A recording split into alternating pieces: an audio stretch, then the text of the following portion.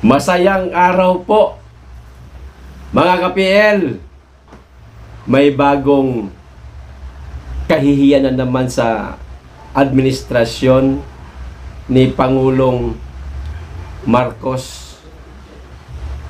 Mga kapitalista, hindi basta-basta kapitalista, dahil mga foreign investor po ito, mga ka-PL. Abay, umatras sa pamumuhunan sa ating bansa at binawi ang napakalaking halaga na sana ay ilalagak nila sa pangangapital o pamumuhunan sa ating bansa. Pag nalaman ito ng iba pang mga foreign investor sa buong mundo,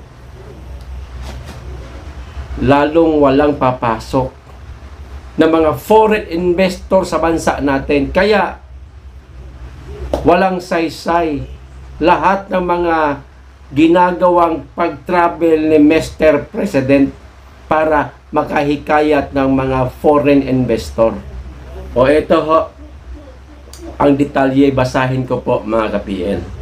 Pero bago po tayo magsimula, makikisuyo sa mga hindi pa po nakasubscribe, baka naman at paki-click nyo na rin ang notification bell para updated po sa lahat ng upload, at huwag nyo pong kalimutan palike na rin po ang video. Maraming salamat, makikisuyo lang po. Ano na nangyari, Mr. President, sa bagong Pilipinas? Ito ba yung bagong Pilipinas na ang mga kapitalista atras? Isip-isip siguro ng mga kapitalista, aamyendahan nyo nga yung saligang batas ninyo, yung economic provision, di ibig sabihin magulo ang ekonomiya ninyo. O di ba? Isip-isip lang yun siguro ng mga kapitalista. O ito, nakapasok na sana, pero lumabas pa. Sa ibang kasabihan, pera na, naging bato pa. Foreign investors pull back. Ayan. Philippines sees net outflow of 247.3 million US dollar, mga ka-PL. Ganyan po kalaking halaga. Binawing paglagak ng pangangapital palabas ng bansa. Hinatag. Lumabas ng bansa. Umabot ng 247 million US dollar o sa halagang 16 billion pesos na sana, mga ka-PL. Naging bato pa. Ayun, siguro may nasilip itong mga kapitalista na hindi maganda sa ating ekonomiya, na dismaya. Parang tayo lang nadismaya kay Mr. President, kaya nag-withdraw din tayo ng suporta. Bagamat nakapanghinayang ho ito, mga ka-PL, siyempre marami na sanang makikinabang nito ng mga kababayan natin. Magkaroon ng trabaho, di ba? Mabawasan ang mga kababayan nating walang trabaho, mga kumakalam na sikmura, magkakalaman, walang mailapag sa hapagkainan, malalagyan na. Nakakalungkot. Nawala. Pera na, naging bato pa. Wag na lang po natin masyadong isipin. Itawa pa rin po natin, mga ka-PL. Ganyan naman tayong mga Pinoy Kahit na may problema na, hindi masyadong nagpapa-apekto. Tinatawa pa rin. Di ba? O, kaya sa content na to, tumawa pa rin tayo para hindi tayo masyadong maapektuhan. Kahit na nakakapanghinayang ho ito. O, ito pa.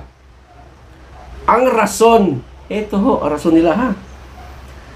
Nagugulumihan ang mga kapitalista sa takbo ng pamumuhunan sa government bonds, stocks, and securities sa ating bansa.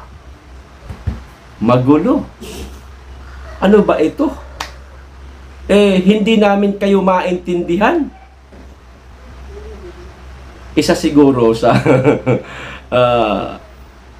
nagpagulo sa isip ng mga kapitalista, bakit nila aamindahan ang saligang batas nila, itong patungkol sa economic provision? Hindi man aamindahan yan kung maayos. Di ba? Samantalang maayos naman talaga sana. Bakit ba kasi kailangan pagpakialaman yan? Wala namang problema eh. Okay naman eh. Hindi lang ako masabi. Maging mga senador, nagsasabing mabuti naman po ang economic provision sa ating bansa. Bakit aamiendahan pa? Ayan, siguro ang nagpagulo sa mga foreign investor na ito, kaya umatras. Biruin nyo, kalaking halaga ho niyan. Nagkakahalaga po sa pera natin na 16 billion pesos, 247.3 million US dollar. Minsan lang may papasok na foreign investor na dismaya pa, umatras.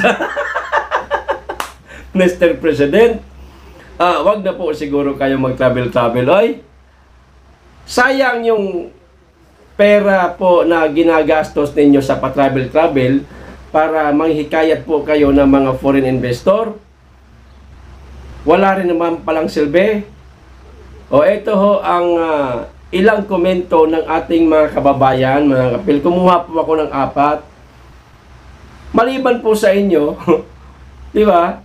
May reklamo rin po dito sa Facebook. O, ang sabi nitong isa, ayan, umpisa ng aaray ang ekonomiya ng bagoong Pilipinas. Ang basa ko dito kanina, bagong Pilipinas, yung pala ngayon, bagoong. O, ayan o, kita nyo naman siguro.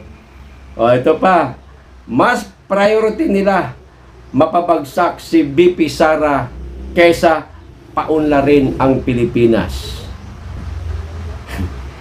Sa palagay ko, hindi naman siguro si Mr. President. Baka yung ahas lang, at saka yung tambalos-los, yun ang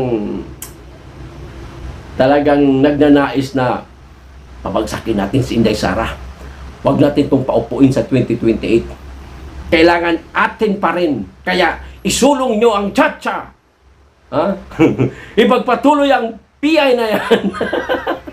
O ayan, kinarma kayo. O, nilayasan kayo ng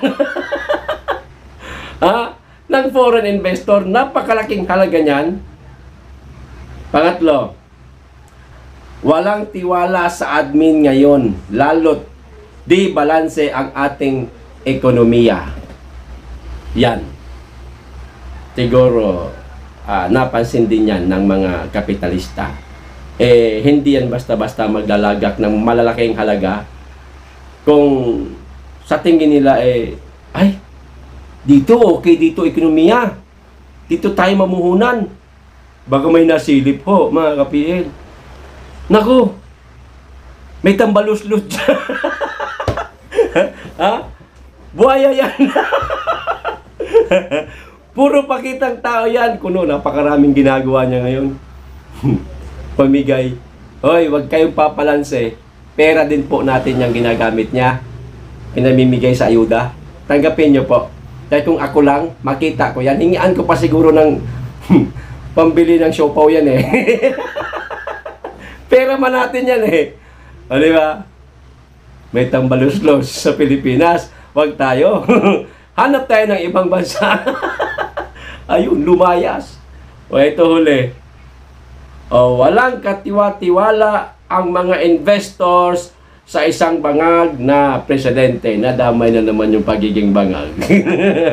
Galit na nga dyan yung mga BBM vlogger o itong mga tinatawag kong polboronic vlogger at mga polboronic supporter.